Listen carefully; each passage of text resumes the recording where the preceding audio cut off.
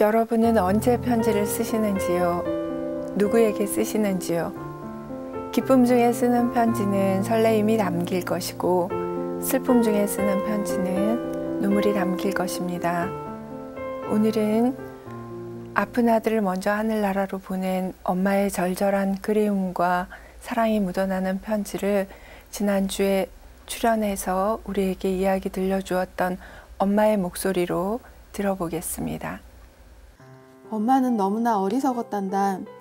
그래서 나중에 엄마 죽으면 우리 아들 누가 돌봐주나 그 걱정만 했었지, 단 한 번도 내가 엄마보다 먼저 갈 거라고는 생각하지 못했단다. 뉴스 보니까 파키스탄에서는 잘못하면 돌팔매 처형이 있던데, 엄마는 그렇게라도 돌에 맞아 죽었으면 좋겠다. 그건 한순간 아프면 끝일 테니 이제 이 엄마는 어떻게 해야 하니? 널 안고 등을 쓸어주면, 노래를 불러주면 너무 좋아했던 아들. 내가 이 삐죽거리며 울음보 터트리는 모습이 마냥 귀여워서 이놈 할 거야를 연발했었는데, 삐죽 나온 내 입술에 얼른 입을 맞추고 얼른 눈물을 닦아주고는, 그리고 안아주면 또 엄마랑 같이 웃었었는데 이젠 너가 없구나. 믿기지가 않아. 제발 꿈이었으면 좋겠다. 마음이 늘 울어. 달래봐도 이젠 소용없고, 이제는 소리 안 내고 우는 방법도 터득했어. 아들아, 미안해. 보고 싶어서 엄마는 살 수가 없는데, 너무 많이 보고 싶어서 죽을 것 같은데, 하늘나라에서 행복하게 잘 지내고 있을 거라 믿을게. 그래야지만 엄마가 살 수 있을 것 같다. 넌 엄마 마음속에 영원히 있을 거니까. 자신 없지만 살아볼게 아들. 사랑하는데 아들아. 영상을 네. 보시고 또 눈물을 못 멈추시는데요. 사람들이 그런 얘기 하잖아요. 열 손가락을 깨물어서 안 아픈 손가락이 없다고 하는데, 한결이는 저한테 아픈 손가락이었어요. 너무너무 아픈 손가락이어서, 너무너무 많이 아픈 손가락이어서 정말 손가락 피가 절절 흐를 만큼 그런 아픈 손가락이어서 잘 돌보고 챙기고 했었는데, 이것만은 좀 해줬었으면 좋겠었다. 아쉬운 게 남아있는 건 혹시? 이제 결이랑 거의 떨어진 적이 없었어요. 이제 일 때문에 2박 3일 제주도를 갔었거든요. 네. 그때 한결이를 못 챙긴 게 문제가 되지 않았을까라거나, 경기를 아침에 했었었는데 뭐 3밤만 자면 병원 가는 날이니까 그때 검사하면 되겠구나 생각을 하고 집 앞에 작은 소아과를 갔었던, 뭐 이런 것들이 다 혹시 원인이 되지 않을까, 다 내 탓이 아닐까 라는 생각이 많이 들죠.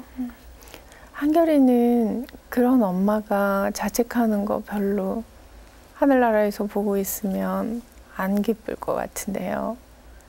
며칠 전에도 한결이한테 편지를 썼었는데, 맨날 울고 아파할 거다. 너도 거기서 좀 힘들어라, 이 녀석아, 이 못된 녀석아. 아이고. 하고 편지를 썼어요. 네. 결인. 만약에 엄마가 그렇게 못된 녀석아 너도 힘들어라 그러면 결이가 뭐라고 할 것 같으세요?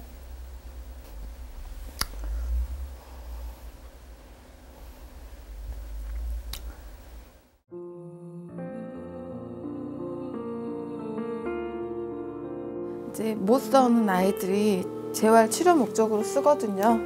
이렇게 몸 묶어줘서 서서 운동하는 기구고, 이제 서서 운동하면 심심하니까 이런 것들을 만지고 놀았어요. 놀았던 기구들이고, 결이 나기 며칠 전에 손 다쳐서 손에 감아줬었던 붕대. 그리고 한결이가 체형 특성상 뭐 여기저기 몸을 막 보정하고 묶어줘야 될 일들이 많아요. 다 그런 것들로 주문해서 만든 것들, 그것도 구멍 뚫어서 그런 것들, 이것도 마찬가지로 우리 결이 앉아서 이렇게 교정해주고 머리 흘러내리지 말라고 해줬었던 거, 장갑. 그러니까 그때 그대로 멈춘 것 같고요.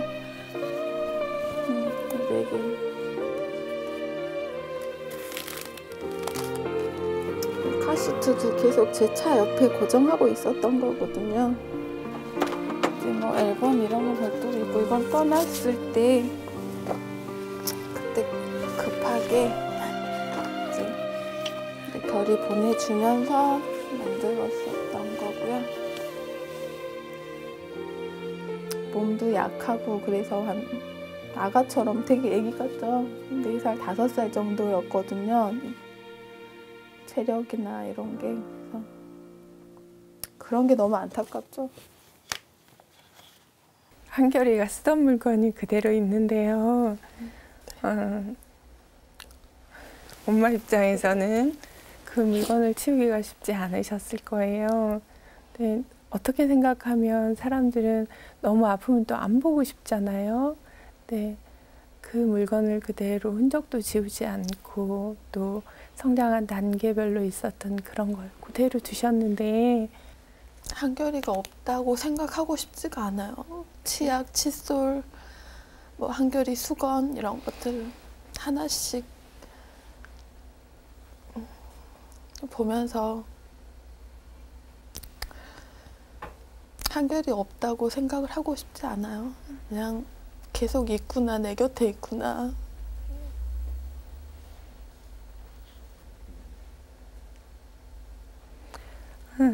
한결이랑 같이 지내면서 가장 좋았던 기억 뭐 하나 있을까요? 잠옷 입히면 항상 안아서 등 쓸어주면서 계속 노래를 했었거든요. 성가도 많이 불러줬었고 동요도 많이 불러줬었고요.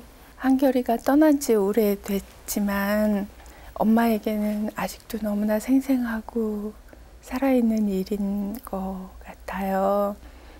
한결이한테 얼마 만에 한 번씩 가세요? 일주일에 한 번이나 아니면 2, 3주 이렇게 한 달에 한 2, 3번 정도 가는 것 같아요. 한결이한테 가면 영상에서처럼 그렇게 노래 불러주고 이야기하고 오세요? 네. 한결이 치료 과정도 내가 감당해야 되는 부분들이 적지 않으셨는데 그런 과정들은 또 어떻게 지나가셨는지. 한결이 뭐 3살, 나은이 2살 이럴 때 이제 치료를 다니다 보니까 어린 아이 차 타면 잘 자잖아요. 네. 우리 딸내미가 또 택시 안에서 잠이 든 거예요. 이제 20몇 개월 된 이제 할 수 없이 막 깨워도 안 일어나니까 할 수 없이 팰 수밖에 없죠. 빨리 일어나라고.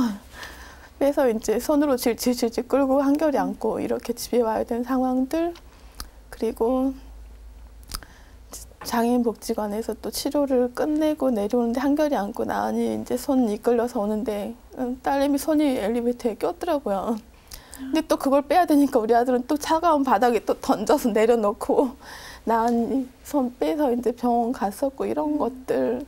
또 치료 목적으로 네. 이제 자전거를 사러 갔어요. 자전거를 보러 가서 한결이 앉혀보고 이렇게 저렇게 하고 있는데 딸내미가 저쪽에 손잡 미끄럼틀을 타다가 밖에 전시된 미끄럼틀이었어요. 미끄럼틀 타다가 또 옆으로 통 떨어졌는데 그 하수구 그쪽에 또 머리가 콩 박아서 피가 줄줄 나더라고요. 한결이 치료 받으면서 나은이한테 소홀했던 부분들 그런 것들도 계속 상처고 아픔이죠. 그러니까 한결이 생각해도 되게 마음이 아프고 근데 우리 딸내미를 생각해도 그래요. 우리 딸내미는 뭔 죄야 이런 생각들이 많이 들죠. 개별적인 것으로 이렇게 그 아이를 감당할 때 일어나는 작은 사고들, 뭐 사건들 이런 것도 어려우셨겠지만 사회적인 제도 안에서 내가 어쩔 수 없는 부분으로 부딪혀야 될 때 그때도 적지 않은 어려움이셨을 텐데. 제 7살 겨울 정도에 취약 통지서가 나왔어요. 네. 학교에 오세요라고 이제 왔는데 그 유해 신청서 쓰면서 사유에다가 이런저런 한결이 이제 그 지금 상황 뭐 특성들을 썼더니 교장이 그러더라고요. 네. 딴 데를 알아보셔야 될 거예요. 지금 유의하지만 천천히 뭐 내년이고 내후년이고 학교를 알아볼 때 우리 학교는 안 된다라고 이야기를 하더라고요. 뭐 잘못한 게 아니고 뭐 죄도 아닌데 네. 뭐 정말 뭐 나쁜 일을 저지른 사람처럼 취급하고 뭐 이렇게 너는 딴 데 알아보고 가라 이렇게 취급하는 게 참 불합리하다고 느꼈고요. 말도 안 되더라고요. 그래서 한결의 학교는 어떻게? 한 3년째 유예하고 취약 통지서가 나왔을 때 결의가 또 떠났어요. 그러면 학교는 못 가보고. 네. 엄마로서는 그 부분도 굉장히 큰 아픔이겠어요. 네. 그러면 한결이가 학교를 가야 할 그 시기에 엄마랑 어떻게 보냈는지. 결의가 어린이집을 가면서 제가 일을 했거든요. 네, 무슨 일? 주에서 활동보조 이야기를 네. 처음에 했었어요. 그러니까 네. 그래서 중증 장애인의 활동을 보조하는 역할이거든요. 네. 그 당시에가 활동보조 같은 경우 시범 사업이라서 네. 이제 그거를 제도화하는 과정에서 중증 장애인분들이 정말 많이 다쳤어요. 바닥을 어떡해. 뭐 기기도 하고 땡볕 아래서 휠체어 다 내려서 바닥을 기고 보건복지부 앞을 점거하고 뭐 1인 시위 도입하고 이런 과정들을 다 봤었거든요. 같이 동참했었고요. 지나오신 길을 보면 그 아이들을 위한 교사였다가 그다음에 그 아픈 내 아이 때문에 복지사였다가 그 복지사가 되기 전에 활동 보조인으로서 먼저 그 현장들을 보시고 참여하시고 그다음에 지금은 그들의 권익 옹호나 개선을 위해서 일을 해야 하는 사무국장. 그러니까 다양한 경로이지만 그들의 삶 안에 아주 깊게 들어가서 계셨던 것 같아요. 지금 이용자분한테 이동 중이신 거죠? 안 태웠으니까 지금 늦어서. 주영 씨 안녕하세요. 미정 선생님 제가 스캔 좀 뜰게요. 팔 쭉 뻗어보시겠어요? 네네 잠깐만요. 몸 아프신 건 좀 어떠세요? 장애인 활동 지원 서비스 실시간 모니터링을 하고 있어요. 선생님들이 일정표에 맞게 정말 실질적으로 서비스를 제공하고 있는지 점검하고 있는 겁니다. 소영이 선생님 이야기 들으셨죠? 인권 강화가 이제 뜨시더라고요. 잇몸 예약 때문에 공부만담 계속해서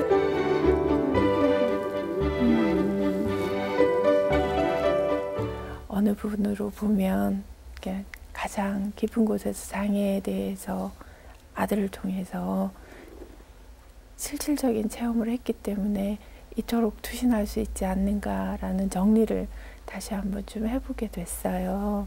지금 내가 하고 있는 이 일이 나에겐 어떤 의미인지. 예를 들면 중증 장애인 한 명과 제가 이제 장애인 콜택시를 탔어요. 네. 근데 거기에 이제 안내문이 있는데 몇 월 며칠부터 며칠까지는 기사 교육으로 콜택시가 운행 안 한대요.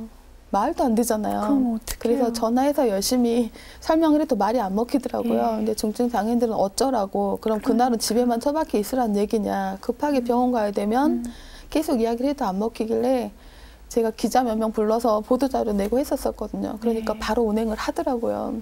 그런 식으로 그거를 보고 아 기사 교육이구나 다녀와야지 뭐 이게 아니고 아 정말 문제가 많다라고 캐치하는 게 예, 기관의 활동가의 업무고 일인 것 같아요. 내 일처럼 하고 계신다는 생각이 들어요. 그 장애인들과 나를 분리시킬 수 없는 삶을 사시는구나 싶어서 나에게 늘 눈물을 나게 하는 아들이지만 그 아들을 통해 얻은 선물도 아마 세상을 보는 눈을 달라지게 한 것일 것 같아요. 어떻게 달라지게 되셨는지요? 장애인은 잘못된 게 아니잖아요. 잘못된 게 그렇죠. 아니고 다르다. 네. 그냥 이렇게 조금 다를 뿐이다라고 인식을 하게 되었고요. 그리고 그냥 하나의 인권을 가진 인간으로 네. 예, 그렇게 바라보게 되었어요. 한결이가 지금 이렇게 씩씩하게 그다음에 아까 그 장애인들을 위해서 뭔가 해내는 모습을 보면 여전사 같았어요. 굉장히 씩씩하시고 용맹하게 그들의 어떤 도움들을 위해서 나서시는 모습들을 보면서는 굉장히 저도 마음이 그 뿌듯하다, 나도 함께하고 싶다 이런 마음이 들었거든요. 이런 엄마 모습 보면 한결이는 뭐라고 할까요? 엄마 최고. 엄마 최고. 엄마 사랑한다고 할 거. 아마 너무나 자랑스럽겠죠. 왜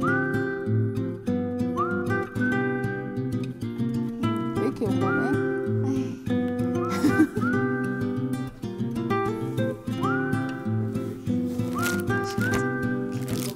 우리 재밌게 이거 앞에서부터 살짝 넘겨볼까? 한결이보다 한 살 아래 동생 나은이가 지금은 예쁘게 큰 중학생? 6학년. 6학년. 네. 네. 그러면 그 나은이가 지금 그 자라면서 한결이 빈자리를 메꿔주기도 하고 할 텐데 나은이 이야기 좀 해주세요. 어떤 아이인지. 제가 한결이 안고 밥을 먹이고 한결이를 안고 다니다 보니까 우리 딸 무릎에 앉히고 뭐 이유식 한번 떠먹여 보지 못한 그런 것들이 계속 미안함으로 남아 있는데 아이가 그런 거를 의식하지 않게끔 정말 씩씩하게 너무 잘 자라주었어요. 그래서 지금도 뭐 시험 준비물, 뭐 숙제 이런 거 본인이 스스로 다 알아서 잘 챙기고요. 네. 이제 엄마 따독따독 해주고 손 잡아주는 빨리 철 들어버린 그래서 제 마음을 더 아프게 한 그런 딸내미예요. 아픈 오빠를 감당해야 됐던 엄마를 보면서 자기는 스스로 뭔가를 알아서 했나 봐요. 엄마는 그런 모습이 이제 대견하기도 하고 또 어느 부분은 미안함이기도 할 텐데 이런 마음을 가진 그 엄마를 딸이 그 마음을 그대로 다 알기는 또 쉽지 않을 것 같아요. 그래서 나은이한테 엄마 마음 좀 전해보시겠어요? 사랑하는 나은아, 언제나 엄마 편 들어주고 요즘은 잔소리가 좀 심해진 딸 많이 사랑한다. 지금처럼만 자라주면 좋겠다. 사랑해 딸. 잔소리가 심해진다 그랬는데 나은이 잔소리는 보통 어떤 거예요? 뭐 물건을 좀 많이 사지 마라. 엄마 마트 엄마가 가면 어떤 물건 사요 주로? 엄마 마트 가면 뭐 반찬거리 사지 말고 냉동실에 있는 것들을 먼저 좀 다 소진하세요. 이런. 초등학교 6학년이면 뭐 엄마가 주는 거 이렇게 먹기 바쁠 것 같은데 요즘은 더 나이 든 친구들도 사실 그렇잖아요. 근데 뭐 장볼 물건 적게 사라 이런 정도면 꽤나 살림에 들어와 있는 꼬마 같아요. 며칠 전에도 네. 10시 정도 들어가니까 너무 많이 힘들더라고요. 그래서 스르르 소파에서 잠이 들었어요. 나은이 밥 차려주고 나서 스르르 잠이 들었는데 깨보니까 설거지 다 해놓고 그때가 한 2시였거든요. 다음날 시험이라고 혼자 공부하고 있더라고요. 다 컸어요. 아픔도 같이 있고 현재 진행형이고 이런 걸 보면서 마음도 먹먹해지면서도 또 자랑스럽기도 하고 합니다. 가장 그런 일들을 할 때 어려움에 부딪힐 때 힘이 되어주는 건 뭘까요? 중증 장애인들 한 명씩 한 명씩 이렇게 자립하시는 모습들을 봐요. 그러니까 시설에서 연락이 와서 이제 저희가 가서 상담을 하고 이제 저희 체험홈이 있거든요. 이제 네. 자립을 준비하는 곳이에요. 체험홈에 들어와서 계속 준비를 하시고 1년, 2년 이제 뭐 자격증 딸 거 따고 취업 준비하시고 해서 이제 밖에 사회에 나가서 이제 일반적인 구성원으로 살아가시는 모습들이 한 명 한 명 늘어가는 모습들 보면 그것도 자랑이고요. 네. 주위에서 지금은 많이들 배우러 오세요. 아, 다른 기관들의 본보기가 되고 있구나. 이런 것들 보면 힘이 나요. 네. 큰 상도 받으셨다고. 자립생활 대상을 받는데 되게 의미가 커요. 네. 그게 또 보건복지부 장관상이었거든요. 최고의 상이죠. 네네. 그래서 기뻤어요. 네, 장하십니다. 작년에 유소사 체칠리아로 세례를 받으셨어요. 네. 네, 신앙에 입문하시게 된 계기가 있으신지. 정말 많이 울고 기도도 많이 하고 있었고 정말 마음속으로 누가 나를 조금 인도해 주었으면 좋겠다는 게 정말 간절했어요. 근데 저희 그 발달장애 청년이 있으세요. 네. 이제 그분 어머님이 우리 성당에서 진짜 지금 교리 들어가는데 해보면 어떻겠냐라고 하길래 정말 너무 반가우셨겠어요. 네, 너무 이때다. 네. 바로 갔었고요. 모범생처럼. 모범생처럼. 네, 잘 배웠어요. 쉼의 시간도 조금 필요할 것 같아요. 6년 동안 바쁘게 앞만 보고 달려오신 것 같은데 개인적으로 자신을 위해서는 좀 뭘 하고 싶으신지요? 정말 가족들끼리 여행. 속 편한 여행. 네. 네. 정말 결과 보고서가 필요 없는 여행. 네. 성과가 필요 없는 여행. 한번 다녀오고 싶어요. 꼭 다녀올 수 있도록 저도 소망이 되네요. 같이. 네. 함께 사는 세상을 소망하고 그 세상 안에 장애인들이 좀 더 행복하기를 바라시는데 그러기 위해서 사람들에게 좀 부탁하고 싶은 게 있다면 뭐가 있을까요? 중증 장애인이 아침에 식당에 가면 재수없게 아침부터 이런 분들이 지금도 여전히 있으세요. 네. 심각하죠. 그리고 네. 아픈 일이죠.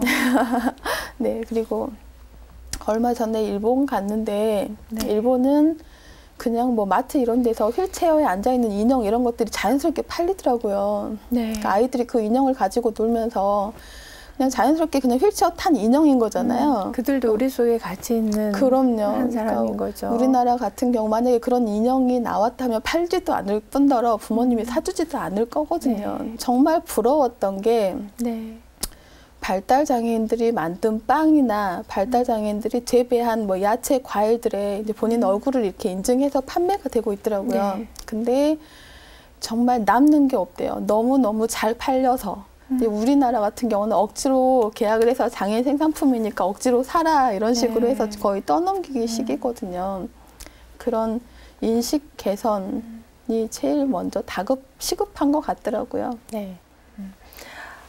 한결이랑 나은이가 엄마를 이렇게 기대해 본다면 어떤 엄마였으면 좋겠다 하고 기대할까요?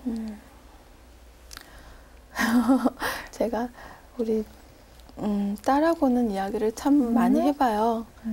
딸은 울지 않는 엄마, 울지 않는 씩씩한 엄마. 엄마였으면 좋겠다는 얘기를 많이 하고요. 네. 이제 제가 본의 아니게 뭐 손 뜯거나 이런 걸 좀 해요. 네. 그러니까 뭐 심리적인 이런 것들도 있겠지만 본의 아니게 뜯으면 딸이 쳐요. 엄마 툭 하지 마세요. 툭 계속 그렇거든요. 정당 엄마 몸을 좀 챙기세요라는 얘기도 많이 해요. 그리고 주일 센터 가지 마세요. 잔소리도 하거든요. 주일에는 안 가도 되는데 가는 거예요? 일이 조금 많아요. 네. 그러면 이제 우리 새해인데 새해 소망은 뭐가 있을까요? 광명 사거리 역에서 엘리베이터가 없어요. 네. 여기저기 여기저기 뭐 공문 보내고 답변 받고 하는 과정에서 시간을 많이 놓쳤었는데요. 수단과 방법을 안 가리고 어떻게든지 엘리베이터를 설치할 수 있게. 그리고 저의 2015년은 이사를 계획하고 있어요. 성당 바로 옆으로 이사를 올까 네, 하고 있어요. 네, 원하시는 소망들이 정말 그 새해에는 다 들어줄 수 있기를 저도 같이 기도 보태겠습니다. 또 오늘 우리가 나눈 이야기 중에 더 많은 숨은 어려움들도 있겠지만 그런 어려움들을 혹은 기쁨들을 보람들을 함께 나눠주셔서 저희도 많은 배움이 된 것 같습니다. 감사합니다. 하늘나라로 이사간 지는 오래되었지만 아직도 여전히 방에 남아있는 한결이의 휠체어가 유독 눈에 밟힙니다. 한 번도 만나보질 못했는데 그 만나보지 못한 아이가 세상을 향해 한 일이 참 많습니다. 곰곰이 생각해 보게 됩니다. 나는 앞으로 올 시간들에 대해서 타인에게 무엇을 더 해볼 수 있을 것인가를. 저는 다음 시간에 다시 오겠습니다.